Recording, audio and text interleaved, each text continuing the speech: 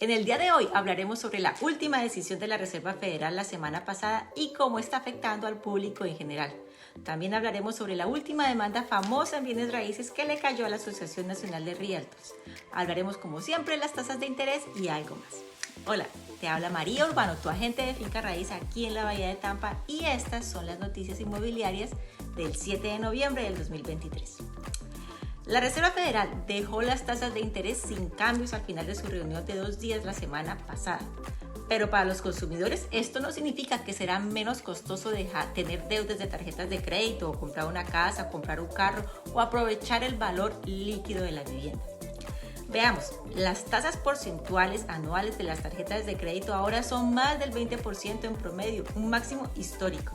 Además, como la mayoría de la gente se siente presionada por los precios más altos, más titulares de tarjetas acumulan deudas de mes a mes.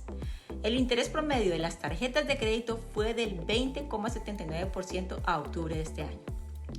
Todos sabemos que los préstamos, la compra y la refinanciación están más estrechamente vinculados a las acciones de la Reserva Federal, pero además las hipotecas de tasa ajustable y las líneas de crédito sobre el valor de la vivienda, el famoso llamado HELOC por sus siglas en inglés, también están vinculadas a la tasa preferencial. La mayoría de los ARM o los Adjustable Rate Mortgage se ajustan una vez al año después de un periodo inicial de tasa fija, pero una tasa de HELOC se ajusta de inmediato. Ahora, la tasa promedio de un HELOC está cerca del 9%. Es la más alta en más de 20 años. Aunque los préstamos para automóviles son fijos, los pagos son cada vez mayores porque los precios también están vinculados con las tasas de interés de los nuevos préstamos, lo que eleva los costos para los compradores de automóviles. La tasa promedio de un préstamo para un automóvil nuevo a 5 años es actualmente el 7,62% y es la más alta en los últimos 16 años. La tasa de los préstamos federales para estudiantes también son fijas, por lo que la mayoría de los prestatarios no se ven afectados inmediatamente por las medidas de la Reserva Federal. Pero los estudiantes universitarios que obtienen nuevos préstamos federales directos para estudiantes ahora pagan 5,50% frente al 4,99% del año pasado o al 3,73% de hace 2 años. El gobierno fija las tasas anuales de estos préstamos una vez al año, basándose en el bono del tesoro a 10 años. Esta es la segunda vez consecutiva que la Reserva Federal deja las tasas sin ningún cambio, pero esto no significa que no plantearán en la próxima reunión, así que nos esperan 6 semanas más de estrés. La situación se puede sentir en todas partes, incluso Japón ahora está imprimiendo dinero y endeudándose cada vez más. Y cómo no, pasamos de una pandemia a las guerras de Ucrania e Israel.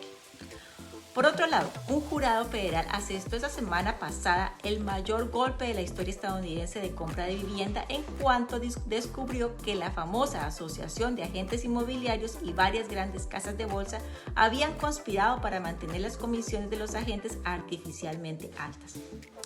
Corredores, analistas y defensores de los consumidores calificaron la decisión que otorgó a los demandantes casi 1,8 millones de dólares en daños y perjuicios. En este momento, los vendedores de viviendas esencialmente pagan a los honorarios tanto por su propio agente como por el agente del comprador, con una comisión típica alrededor de 5 a 6%, la cual es dividida entre los dos corredores. La decisión de la semana pasada puede hacer que haya un cambio en la forma en que los agentes de bienes raíces hacemos negocios, así como también la forma en que podemos servir a los vendedores y compradores. Así que ya veremos cómo esto va a afectar. Para hoy, 7 de noviembre del 2023, la tasa de interés promedio nacional actual para una hipoteca fija a 30 años es de 7,85%, cayendo 23 puntos básicos en comparación con este mismo momento la semana pasada. Y bueno, esto es todo por hoy. No se olviden de suscribirse a nuestro canal y los espero la próxima semana para más noticias. Bendiciones.